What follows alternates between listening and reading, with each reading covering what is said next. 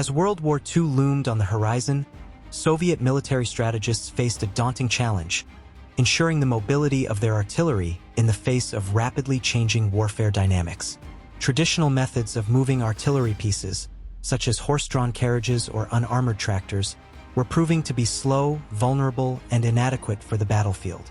The need for a versatile armored tractor became evident as the Soviet Union prepared for the massive conflicts that lay ahead. The Komsomolets was born out of this necessity, a vehicle designed to keep artillery units mobile, protected, and operational, even in the harshest conditions. The Komsomolets armored tractor was developed in 1936 at the Ordzhonikidze Moscow Plant No. 37 under the guidance of designers I.A. Mikoyan and M.N. Strukov. Building on the chassis of the T-20 tractor, the design aimed to be simple yet effective.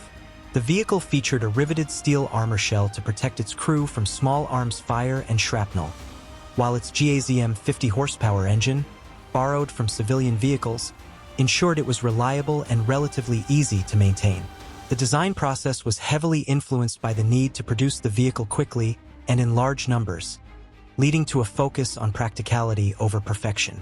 Testing of the Komsomolets began soon after its design was completed. The vehicle was subjected to rigorous trials across various terrains, mimicking the challenging conditions of the Eastern Front. These tests highlighted both the strengths and weaknesses of the design. On the plus side, the Komsomolets proved capable of towing heavy artillery through mud, snow, and rough ground, tasks that would have been nearly impossible with unarmored or horse-drawn alternatives. However, the vehicle's relatively low speed and limited armor thickness also became apparent during these trials, raising concerns about its survivability under fire.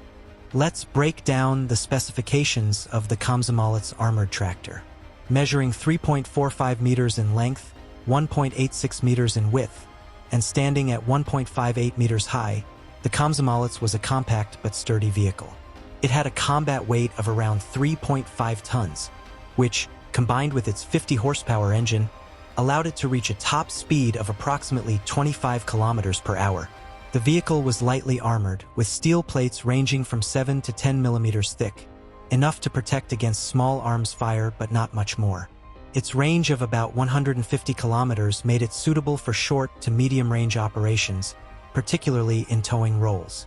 Despite its limitations, the Komsomolets had several notable strengths.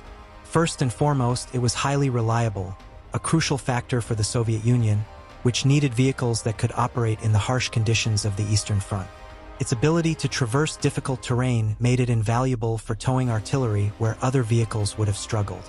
Additionally, its simplicity meant that it could be produced quickly and in large numbers, a key advantage in a conflict where sheer quantity often mattered as much as, if not more than, quality. What set the Komsomolets apart from other military tractors of the time was its dual role as both a towing vehicle and a personnel carrier. The rear compartment could accommodate 6 soldiers, in addition to the vehicle's crew of 2, making it a versatile asset for the Red Army. This dual functionality was especially valuable in the early years of the war, when the Soviet Union was often on the defensive and needed to maximize the utility of every piece of equipment. Throughout World War II, the Komsomolets saw extensive use on the Eastern Front. Its primary role was to tow anti-tank guns, field guns, and other artillery pieces to their positions. It was also used to transport troops and supplies, especially in the early, chaotic days of the German invasion. Although it was never intended for frontline combat, the Komsomolets occasionally found itself in the thick of battle, where its light armor offered only limited protection. Nevertheless, it played a critical role in ensuring that Soviet artillery could keep up with the fast-moving and fluid nature of the Eastern Front. Despite its strengths, the Komsomolets was not without its flaws. The most significant was its light armor, which left it vulnerable to machine gun fire and shrapnel. Additionally, its top speed of 25 kilometers per hour made it slower than many other vehicles on the battlefield, limiting its ability to quickly reposition artillery under fire. These drawbacks were largely the result of the vehicle's design priorities: simplicity, ease of production, and functionality as a towing vehicle. The Komsomolets was never intended to be a frontline combat vehicle, but rather a logistical support asset, and its design reflects that compromise. During the war, the solution was often to deploy the Komsomolets in safer, rear-area positions, where its limited speed and armor were less of an issue.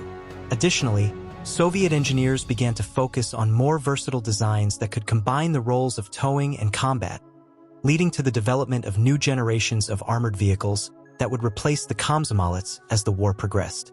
From its introduction in 1937 until the end of its production in 1941, over 7,700 Komsomolets armored tractors were built. This substantial number reflects the vehicle's importance to the Soviet war effort, particularly in the early years of World War II when every available asset was needed to hold back the German advance.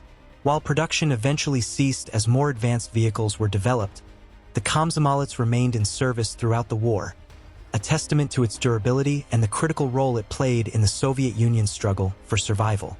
In conclusion, the Komsomolets armored tractor may not be as famous as the Soviet Union's more iconic tanks, but it was nonetheless a crucial part of their wartime machinery.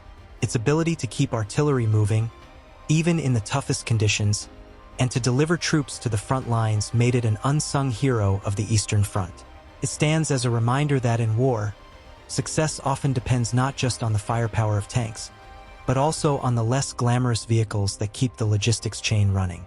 Thank you for watching, and don't forget to like, share, and subscribe for more deep dives into military history. Until next time, keep your tracks on.